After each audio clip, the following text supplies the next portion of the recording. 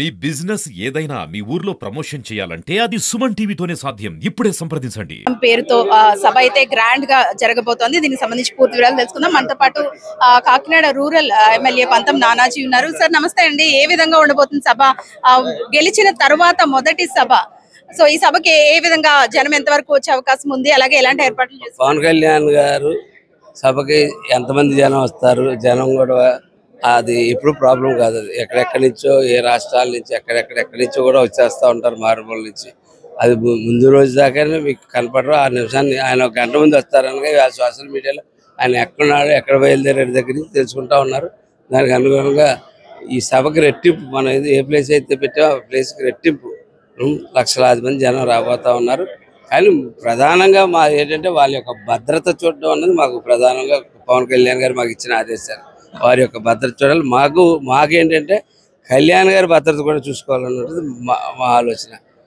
సభకు ఎవరైతే వస్తారో వాళ్ళు ఎవరు కూడా ఖాళీ కడుపులతో వెళ్ళకూడదు, అక్కడ డిహైడ్రేట్ అవ్వకూడదు అని చెప్పి పుచ్చకాయలు, మంచినీరు, బటర్ మిల్క్, మధ్యాహ్నం భోజనాలు, రాత్రి ఎప్పుడు ఏ విధంగా ఎక్కడా కూడా ఏ విధంగా ఎప్పుడు రాత్రి భోజనాలు వెళ్ళేటప్పుడు పట్టరు. కానీ లక్షలాది భోజనాలు 5 రోడ్లలోని కూడా పెడతా ఉన్నాం.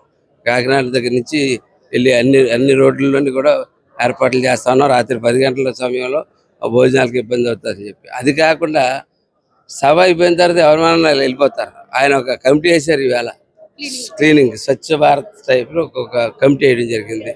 దానికి స్థానిక ఎంపీని దానికి అధ్యక్షుడిగా పెట్టడం జరిగింది. కాకినాడ నుంచి కత్తిపూడి దాకా ఎక్కడెక్కడైతే పాడైందో మొత్తం అంతా కూడా శుభ్రం చేసి చేయడానికి ఒక మంచి ఆలోచనతో ముందుకు వెళ్తున్నది. ఇది విజయకేతన ఎగరవేసుకుంటున్నట్టు సభ. సార్ ఇప్పటికే జనసేన జయకేతనం అంటూ కూడా దీనికి నామకరణ చేశారు. మరి వేదిక మీద ఎవరెవరు ఉండబోతున్నారు, ఏ విధంగా ఉండబోతుంది, ఎలాంటి కార్యక్రమాలు ఉండబోతుంది? వేదిక మీద జనసేన పార్టీ నాయకులు, వివిధ విభాగాలకు చెందిన నాయకులు, ఎమ్మెల్యేలు తదితరులు ఉంటారు.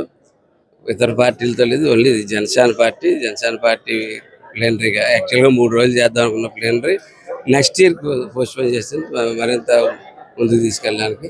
ప్రధానంగా ఇది జనసేన పార్టీలో కేడర్లో ఉత్సాహం నింపడానికి మేము 21 చోట్ల దగ్గర ఇంకొక 150 చోట్ల మా కార్యకర్తలు, మా నాయకులు ఉన్నారు. వాళ్ళందరికీ ముందు మేము అందరూ వెళ్ళి అండగా నిలబడతామని చెప్పి హామీ ఇవ్వడానికి నేను చెప్పడానికి పెట్టినట్టు చెప్పాలి. సార్ 100% స్ట్రైక్ రేట్ తర్వాత జరుగుతున్న సభగా మనం చూసుకోవచ్చు. అంటే ఇప్పటి వరకు ముందు జరిగిన ఈ సమావేశాలు ఏవైతే ఉన్నాయో ఇవన్నీ ఎన్నో అవమానాల మధ్యలో జరిగినవే. ఎందుకంటే గెలిచిన తర్వాత జరుగుతున్న అతిపెద్ద సభ, అలాగే జన సైనికులు కానీ వీళ్ళందరూ జనసేన సభలంటేనే జనమంతా స్వచ్ఛందంగా వస్తూ ఉంటారు. సో ఏ విధంగా చూసుకోవచ్చు అంటారు? ఇది ఖచ్చితంగా జయకేతన ఎగరేయడానికి పెట్టినటువంటి సభ.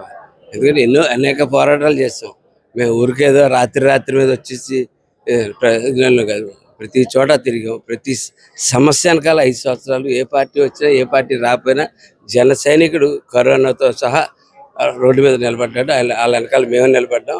5 సంవత్సరాలు పరిపూర్ణమైన పోరాటం చేసి తెచ్చుకున్నటువంటి ఏదన్నా సరే ఎప్పుడైనా చూడండి, ఊరికే వస్తే తిన్నదానికి కష్టపడి తెచ్చుకున్న దానికి ఉన్న తృప్తి ఎంత తేడా ఉంటుందో అంత ఆ తృప్తితో మేము ఉన్నాం.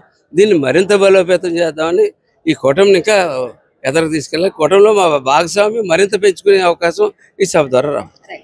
మొత్తానికి జనసేన జయకేతనం పేరుతో సభ అయితే నామకరణం చేయడం జరిగింది. ఈ సభకు దాదాపు 10 లక్షల మంది వచ్చే అవకాశం అయితే కనిపిస్తోంది. దీనికి సంబంధించి పూర్తి ఏర్పాట్లు కూడా జరగవు.